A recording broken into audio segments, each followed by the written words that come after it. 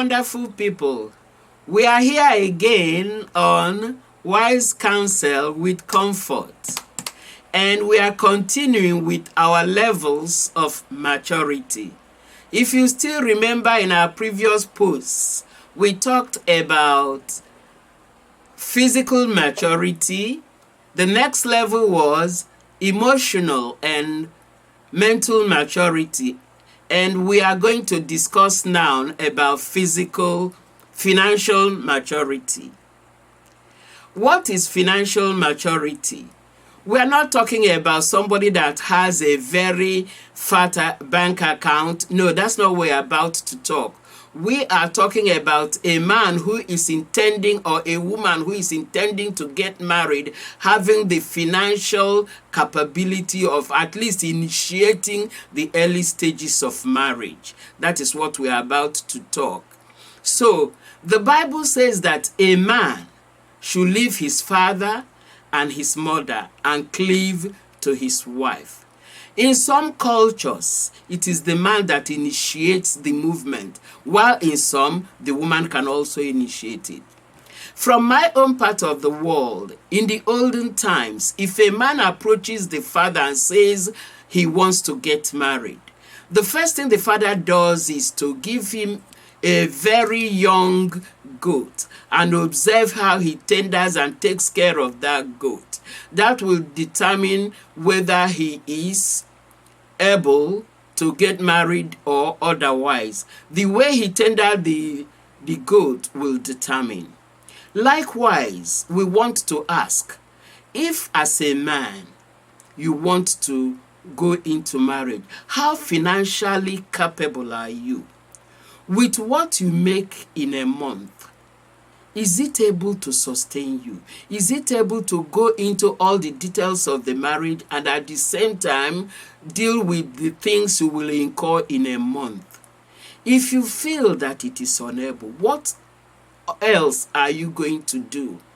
Do you plan to have a passive income somewhere that you can be earning a little thing to add to what maybe the government pays you or the company you are working with pays you? Or are you among the lot that will say, let me look for a woman that is well educated, that is having a financial backing with fat paycheck that will help you out? Well, if that is your option, I wish you the best. But in most cases, you discover that if you do that, at times the presence of the woman intimidates the man or so. But I'm not saying God can still lead you to a woman that has a very fat bank account. That is that. When the Bible says that a man should leave his father and his mother and cleave to his wife, it does not just mean you leave the house for your parents. No, it means both leaving the house and then being independent of them financially. How will you feel if at the end of the day, when you are married and you've left your parents' house, you go back all the time to ask them for financial support to take care of your home? No. You should try to see if you can make some passive income somewhere.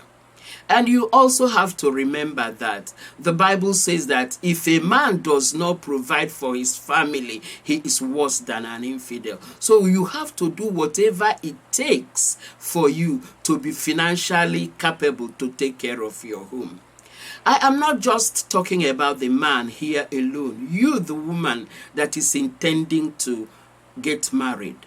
The Bible says that you are a helpmeet to that man. You are not a destroyer mate. You are not a troublesome mate to the man. No, the Bible says you are a helpmate.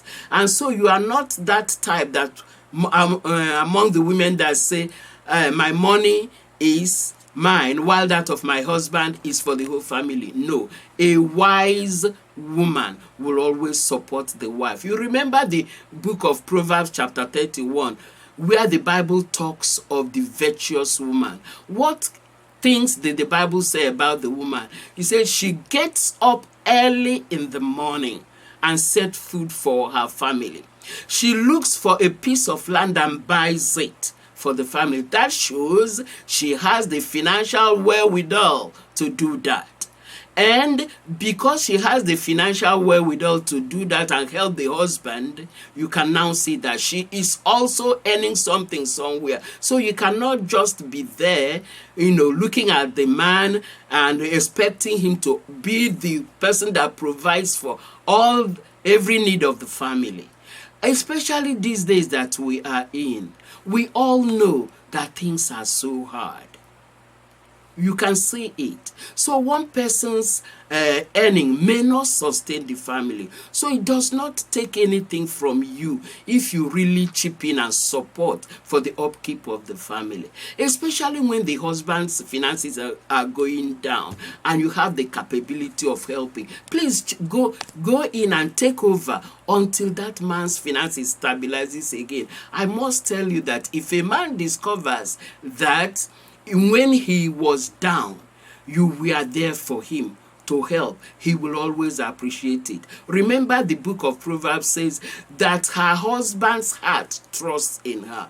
If you can help a man in time of difficulty, I'm assuring you that that man will not forget it. So that is my counsel concerning both the man and the woman. The woman, if you have the capability and you do not also provide for your house, you can equally be termed an infidel. So let us not always quote that portion of the scriptures to the men, that if you do not provide for your family is worse than an infidel. No, both of you, if you have the capability to do that, help each other. That is my take there. And now concerning the married couple, there are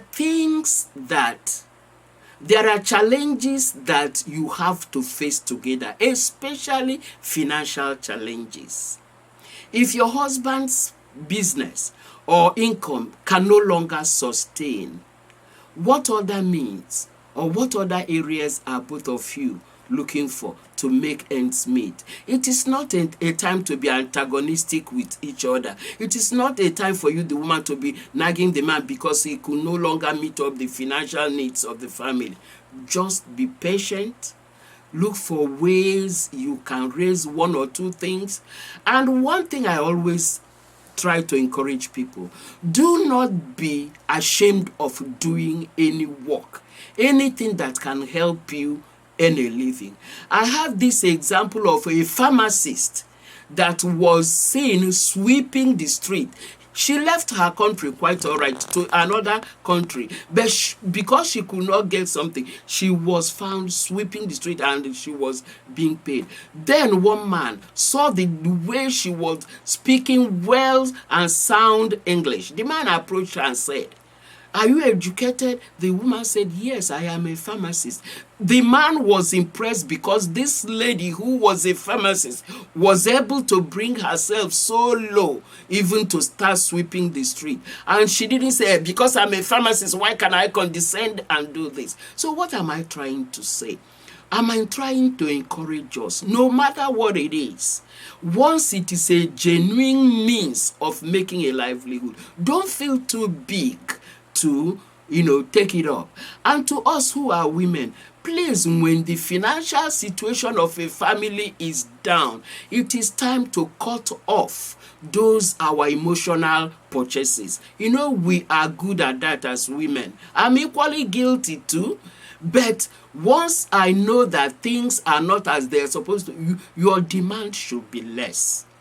Please, so that when this man sees that you are no longer coming to the store, bring this, bring that, bring this, bring that, you are bringing the little you yourself can, the man will appreciate you later. I hope you have benefited from this and know that it takes two to tango. Our people say that one good turn deserves another. If he has been doing it, or if she has been doing it, but now it's no longer like that, please bridge the gap and come together, because it is said that if you peel together, the foam will be more. Thank you so much for listening, and may God bless you.